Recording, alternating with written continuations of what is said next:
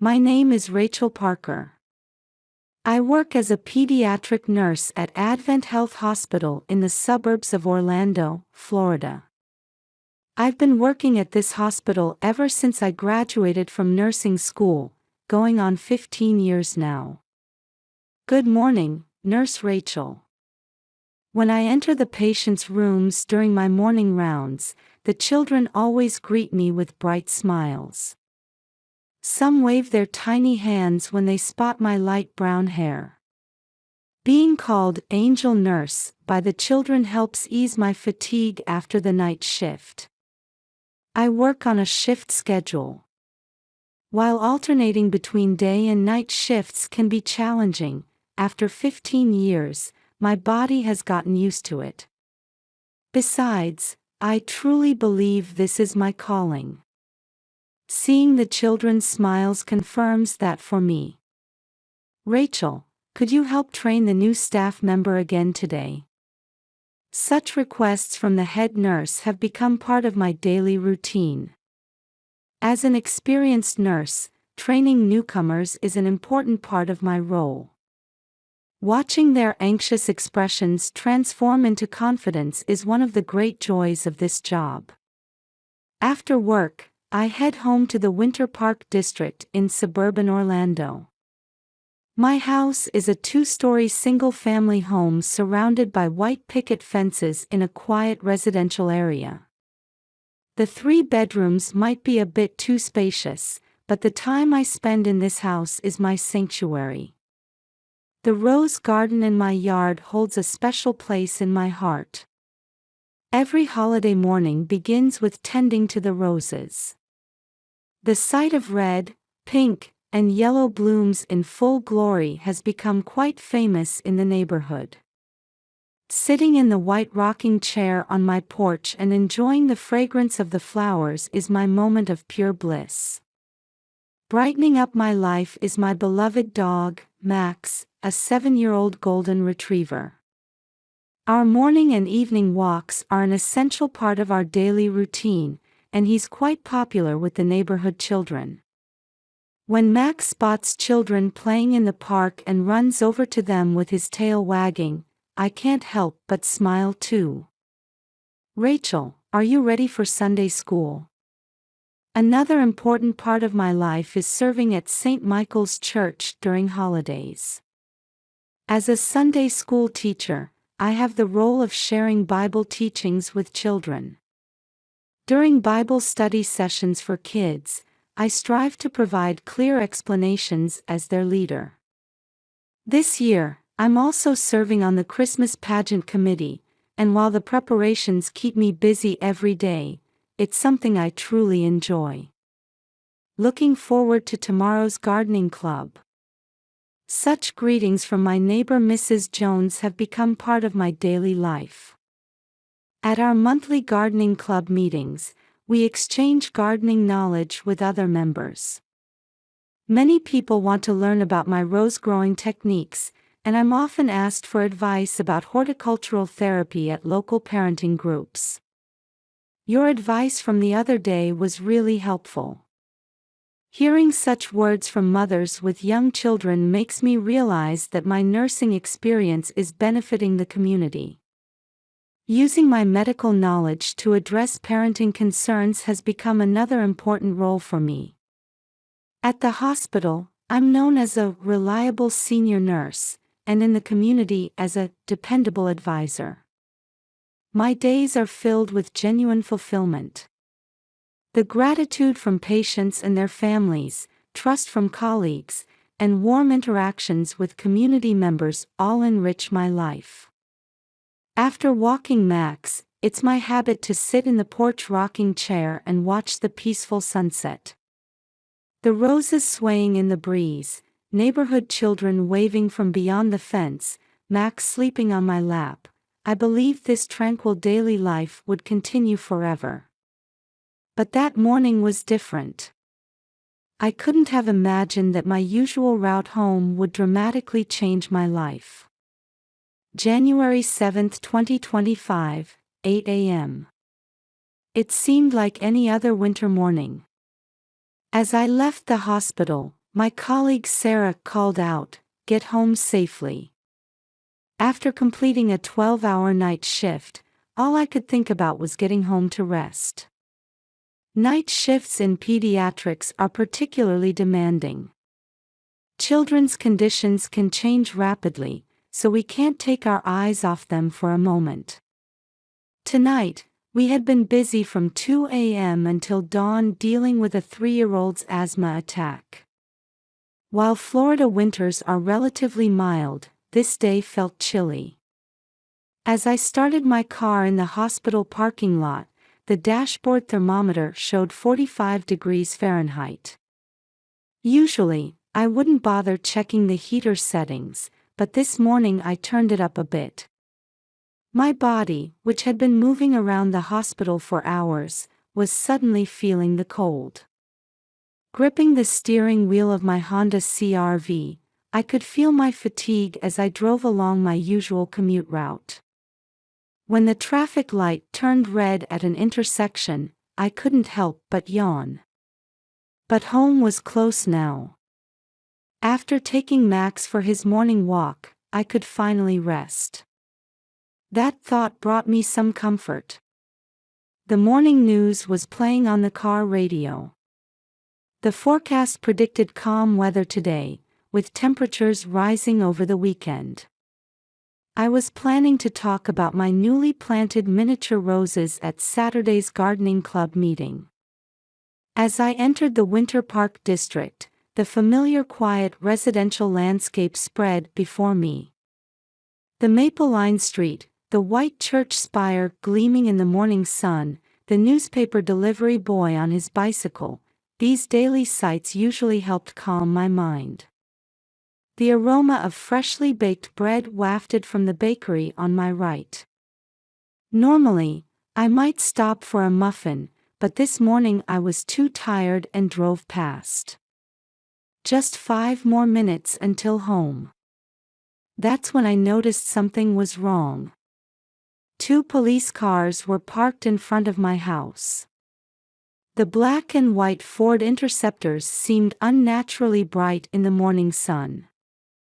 4 uniformed officers were present, and several neighbors had gathered around them.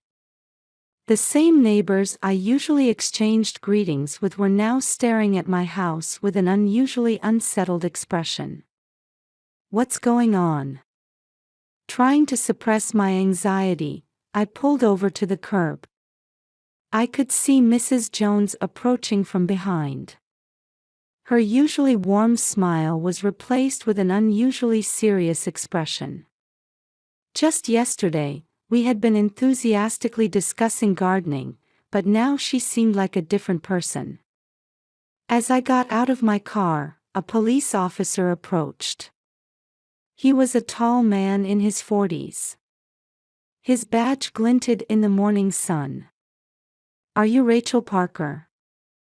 "Yes, I am." "Is something wrong?" I could feel my voice trembling.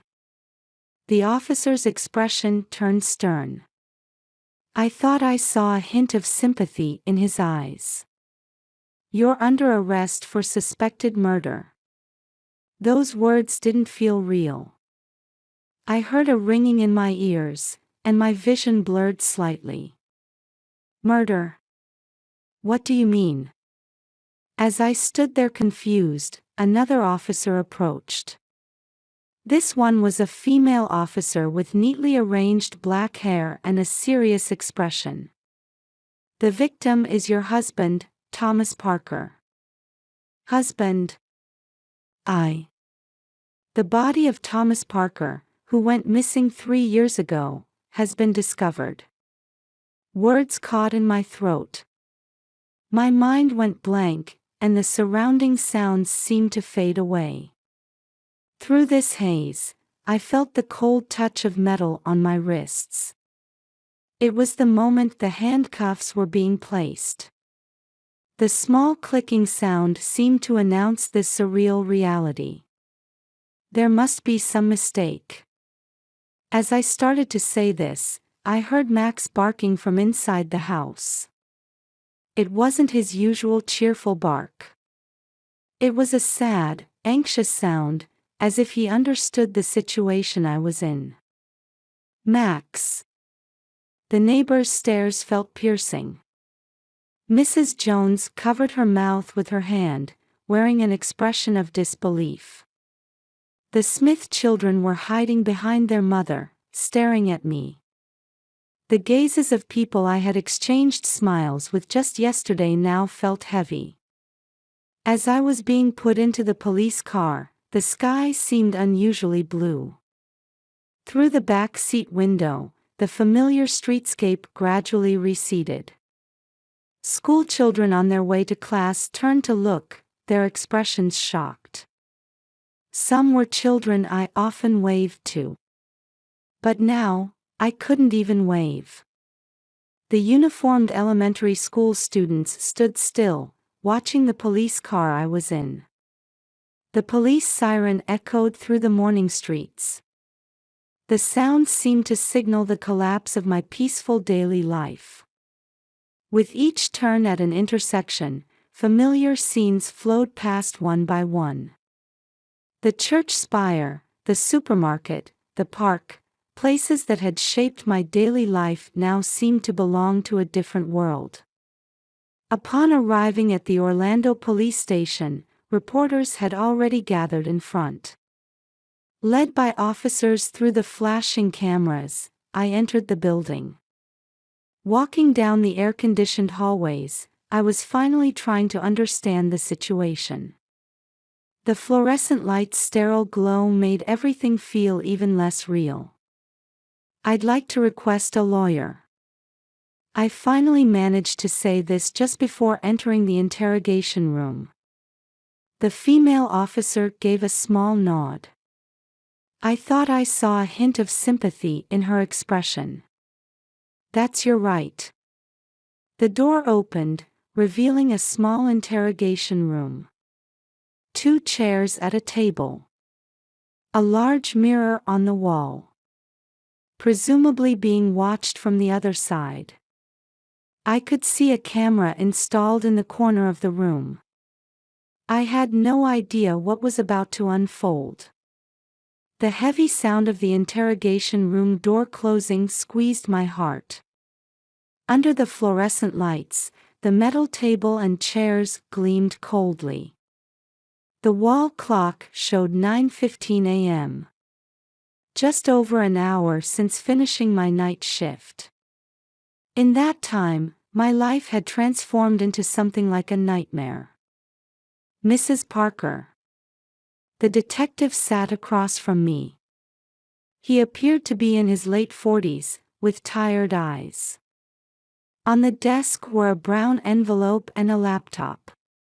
The female officer from earlier stood beside him. In the silence broken only by the sound of the air conditioning, the interrogation began. "On January 15, 2022, 3 years ago, your husband Thomas Parker went missing." The detective's voice echoed in the quiet room. Memories of that day slowly came back. That morning, when I went to make Thomas's coffee as usual, the moment I realized he wasn't there. Yesterday, a body was discovered in the wetlands outside Orlando. DNA testing has confirmed it to be Thomas Parker. My hands were shaking. Though the handcuffs had been removed, I could still feel their phantom presence on my wrists. The air in the room suddenly felt heavy. Based on the condition of the body, we estimate he was killed shortly after his disappearance. The detective pulled photographs from the brown envelope. While I wasn't shown photos of the body, pictures of the discovery site were laid out on the table. The wetland mud. The area cordoned off with yellow tape. The investigators. None of it felt real. "Your hair was found on the body." Those words took my breath away. "That's natural, we were married." My voice sounded uncertain even to my own ears. The detective, maintaining his expressionless face, produced another photo. 2 weeks before the disappearance, you and your husband modified your life insurance policy. The coverage was increased from $500,000 to $3 million. Next, a copy of the insurance policy was shown. My signature was indeed there. But the circumstances at that time were different. Thomas had suddenly proposed reviewing the insurance. That was because my husband suddenly. Are you exercising your right to remain silent? The female officer cut in coldly. I swallowed my words. How could I explain? That day, Thomas had seemed strangely anxious. He brought the insurance documents, insisting I sign them immediately. 3 days before the disappearance, you withdrew $100,000 from your bank account. An ATM security camera image appeared. It clearly showed me. But there was an explanation for this too. Thomas had suddenly said he needed cash. That was because my husband told me. The words wouldn't come. My memories were becoming hazy. Why hadn't I questioned it at the time? The events from 3 years ago felt distant, like they were hidden behind a fog. The Johnson couple from next door have testified. They heard a heated argument between you and your husband the night before his disappearance. Fragments of memory from that time came back. Yes, there had been an argument. But it wasn't started by me. Thomas had suddenly become angry. Trying to remember made my head hurt. Through the window, I could see the police station courtyard. Several patrol cars were parked there. Officers walking back and forth. Scenes I would normally pass by without notice now seemed unnaturally vivid. And gradually, I was beginning to understand the gravity of my situation. The interrogation continued until noon. During that time, the same questions were repeated over and over. With each answer, my words felt more uncertain. It was as if there were large gaps between my memories. Thomas's behavior in those last few weeks now seemed strangely unnatural. This concludes today's interrogation. When I was finally released, my cell phone was filled with countless missed calls and messages. Most were from unknown numbers. New notifications kept arriving each time I opened the screen. When I left the police station, a crowd of reporters was waiting. Camera flashes, microphones thrust toward me. Reporters' questions flew at me like shouts. Their voices surrounded me like a swarm of bees. Mrs. Parker, what was your motive for killing your husband? Was the $3 million insurance money your goal? Is there a possibility you harmed hospital patients? Are the children in pediatrics safe? Each question stung my heart like a needle. My lawyer guided me to a police car, but the questions continued. From the car radio, local news was playing. A shocking case has come to light this morning. A trusted local nurse has been arrested for the murder of her husband who went missing 3 years ago. The victim's body. Opening the messages on my cell phone, I was hit with a storm of online abuse. Murderer nurse, devil in angel's disguise, hypocrite who endangered children. My familiar photo was being shared from account to account. It felt like my life was being torn apart online in an instant. And then, the email from the hospital. Its contents were as I had feared. You are hereby placed on administrative leave until further notice. That single line felt like a denial of my 15-year career. Messages from colleagues kept coming in. Most expressed disbelief. But some had a cold, distant tone. Years of trust seemed to be crumbling with an audible sound. I don't want her near my child. Such messages from patients' families too. It felt like everyone who had trusted me was suddenly distancing themselves. Everything I had built up as a nurse was collapsing like a castle made of sand. When I returned home, the neighborhood was already in chaos with media presence.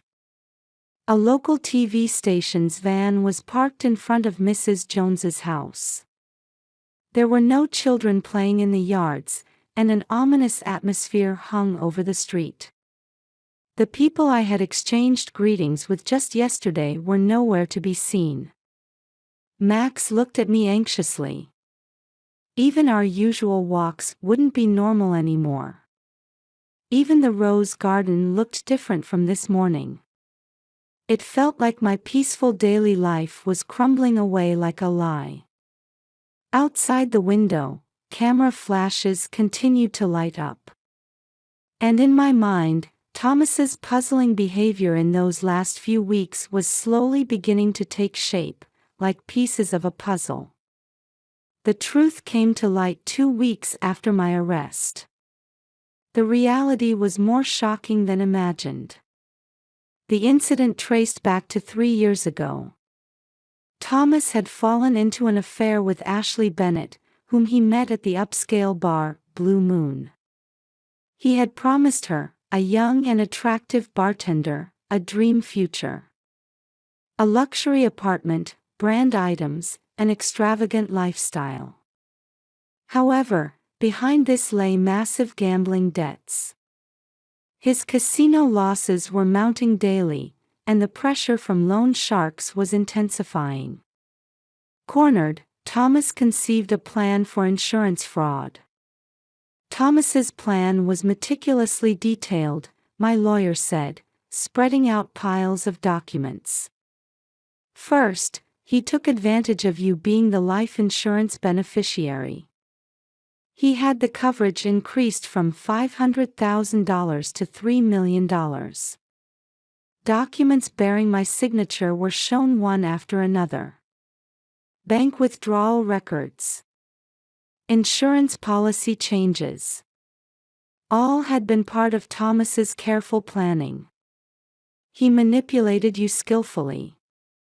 The insurance review, the bank withdrawals, all under the pretext of future investments. Then came his elopement with Ashley. He planned to fake his disappearance, have the insurance claimed, and start a new life with that money. However, the following 3 years were an unimaginable hell for Ashley. Thomas's true nature emerged soon after moving into the South Beach apartment. The documents contained Ashley's detailed testimony. It started with subtle control. Restrictions on going out, forbidden friendships, phone monitoring.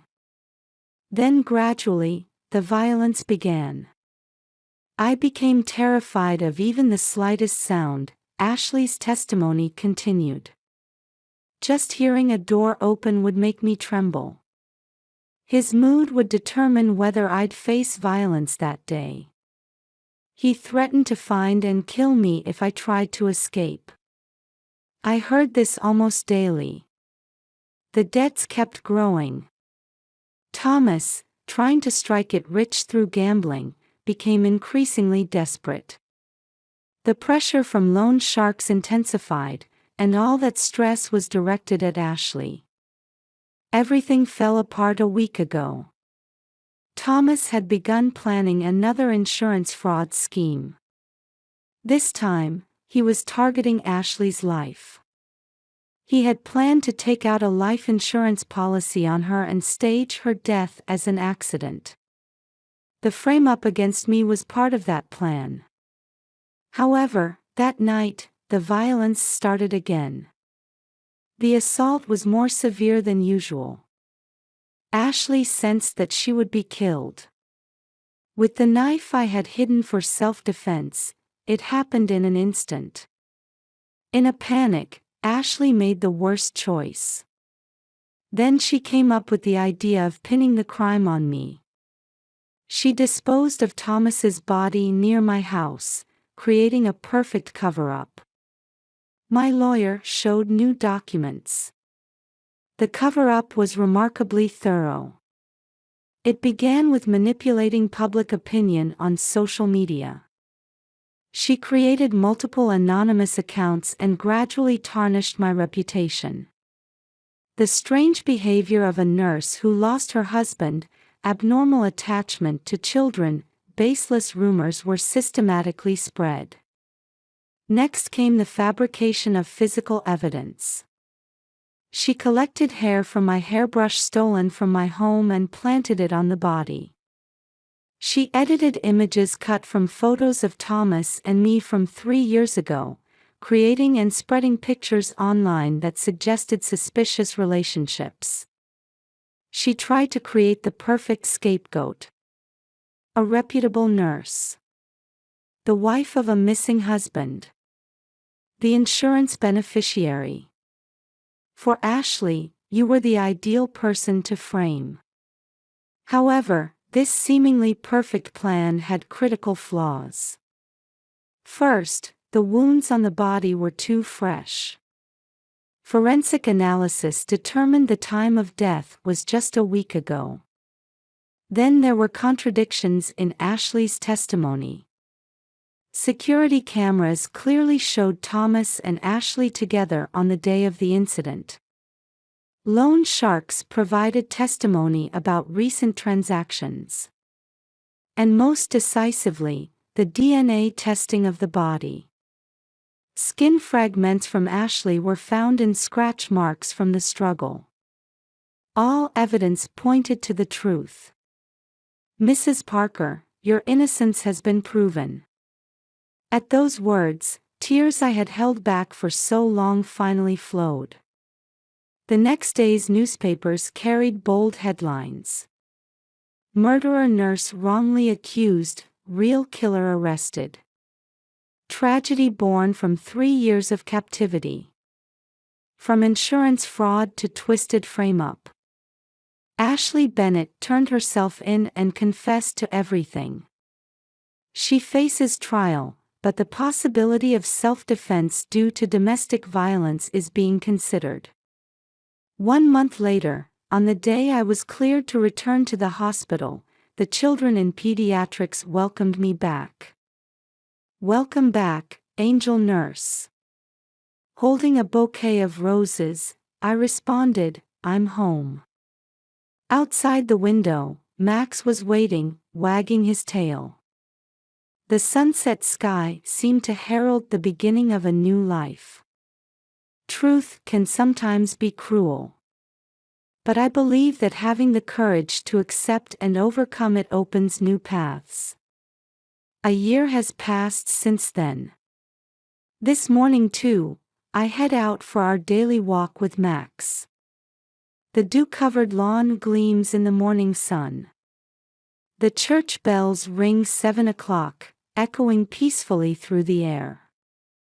Good morning, Rachel. Mrs. Jones waves while watering her garden flowers. Her roses are blooming beautifully again this year. Throughout this past year, her gardening advice has helped me countless times. After the incident, my roses had withered completely. But with the help of my neighbors, I was able to plant new seedlings. Now white and pink roses bloom more beautifully than ever before. Rachel. As usual, children surround Max at the park. After the incident, I was afraid to interact with children for a while. But their innocent smiles helped heal my heart. Work at the hospital has also returned to normal. The children in pediatrics still call me Angel Nurse. With new junior staff members joining, I'm experiencing the joy of mentoring again. I continue teaching Sunday school as well. Sharing courage and hope through Bible teachings to overcome difficulties, these words now carry special weight. Ashley's trial has already concluded. She received a suspended sentence after self-defense was recognized. I hear she now works with an organization supporting domestic violence victims. I occasionally receive letters from her. I am truly sorry for trying to frame you for the crime. That's what her first letter said. I wrote back. You were a victim too. Let's both look forward and live our lives. Life sometimes presents us with unexpected trials. But I believe we become stronger by overcoming these challenges. Sitting in the white rocking chair on the porch, drinking my morning coffee, I look up at the sky. Max sleeps contentedly at my feet. The fragrance of roses drifts on the morning breeze. A new day is about to begin.